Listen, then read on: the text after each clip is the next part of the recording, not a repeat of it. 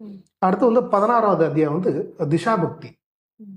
அதாவது ஒரு மனிதன் பிறக்கும் பொழுது நேர காலங்கள் வைத்து, இடத்தை வைத்து அந்த ஜாதக கட்டம் எழுதும் பொழுது, எந்த திசையில், எந்த புத்தி காலகட்டத்தில் ஒரு குழந்தை பிறக்குது.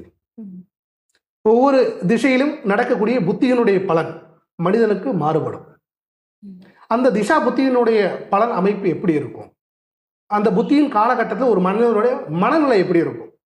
அவங்களுடைய வந்து வளர்ச்சி எப்படி இருக்கும்? முன்னேற்றமா இருக்குமா? இல்ல வந்து தாழ்வான ஒரு பகுதியை நோக்கி போறாங்களா? இல்ல வாழ்க்கையில் நிறைய சங்கடத்தை அனுபவம், இல்ல வந்து சொத்து சேர்க்கையோட ஒரு செல்வாக்கோடு உயர்நிலைக்கு போறாங்களா? அப்படின்னு என்னென்ன திசையில் என்னென்ன புத்தி பலன்கள் உங்களுக்கு வரப்போகுது அப்படின்னு தெரிஞ்சுக்கலாம். இது மட்டும் அல்லாது சில ஞான காண்டங்கள் இருக்கு. ஞானம் என்பது சில உங்களுடைய மனதில் ஏற்படக்கூடிய கேள்விக்கான சில விடைகள் இந்த ஓலைச்சுவடியில் எழுதி வச்சிருக்காங்க.